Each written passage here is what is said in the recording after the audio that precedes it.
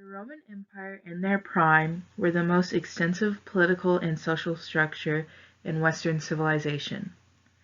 Rome began as a group of villages along the Tiber River in Italy in 750 BC. The villages came together to form the city known as Rome. Ancient Rome housing was deprived of modern convenience such as indoor plumbing, but they were surprisingly sophisticated as well. There were big differences between the housing of the rich and the poor in Roman times. Poor Romans lived in insulae. An insulae consisted of 6 to 8 three-story apartment blocks grouped around a central courtyard. Insulaes were dirty, noisy, and unhealthy places to live. Rich Romans lived in a single-story dwelling called a domus. A domus was grand with marble pillars, statues, plasters or mosaic walls, and mosaic floors. Roman architecture and engineering innovations have had a lasting impact on the modern world. Roman concrete is one of the main reasons that some ancient buildings, like the Colosseum, are still standing today. Roman arches were used to evenly distribute weight throughout any building or bridge. Ancient jewelry was treasured for the use of gold and silver. Just like other ancient civilizations, Rome had its distinct strata of social classes. In Roman society, jewelry was worn as a source of indicating one's social class. Gold was used by the artisans and jewelers for carving the adornments. Jewelry was believed to be the metal of the gods and supposed to have descended from the sun.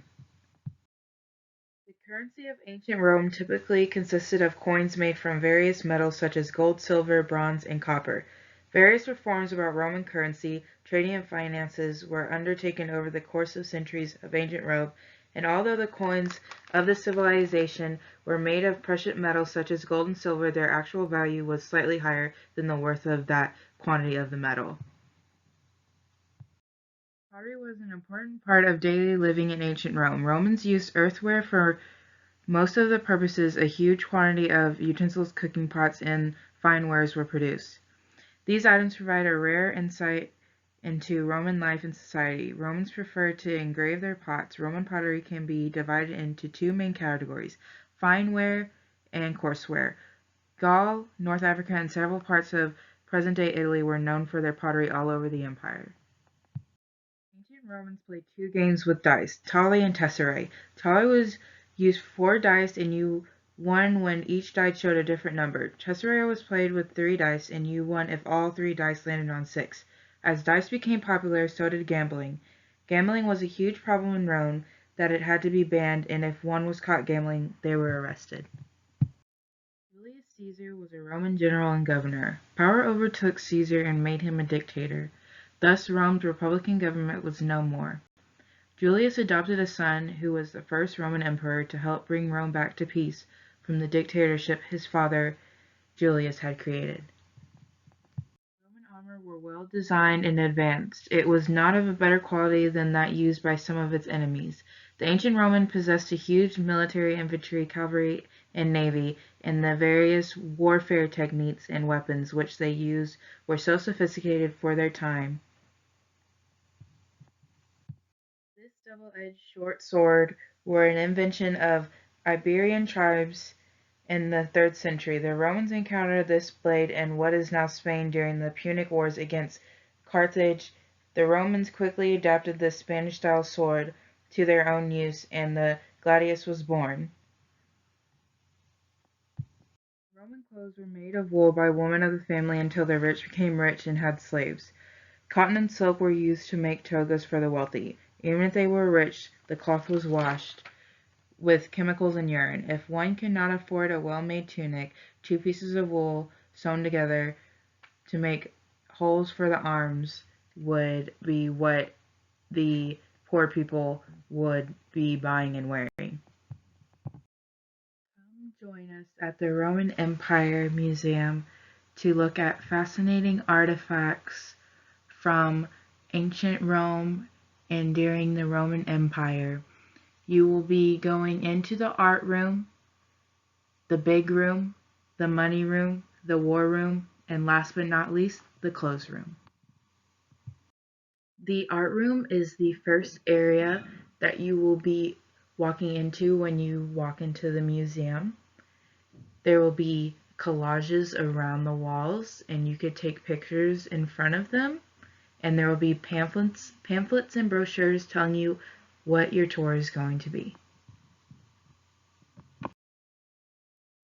Now, one group will be going to the big room, and the big room is where you will be seeing artifacts from the Colosseum and Roman housings.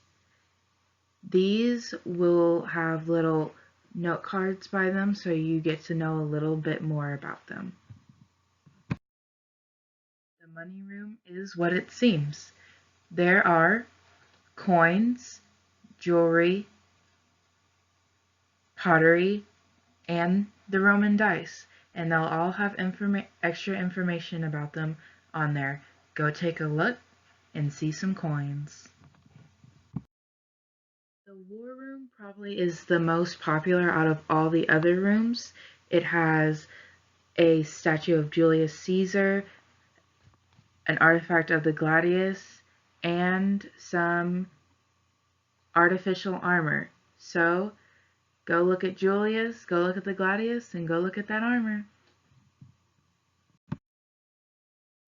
Even though some would think that this part of the museum tour would be the most popular, it isn't, but the clothing room, you get to wear artificial togas, tunics, Jesus sandals, and you get to take a picture, and at the end of the tour, you get to go back to the art room and you can buy the pictures you took if you want. That concludes my presentation. I hope all of you would like to come to my museum, look at some amazing historical artifacts, learn more about them, learn more about ancient Rome and the Roman Empire themselves, and just come and have a fun time. They're very nice artifacts. Be sure to like and subscribe, and I'll see you the next time I put anything on this.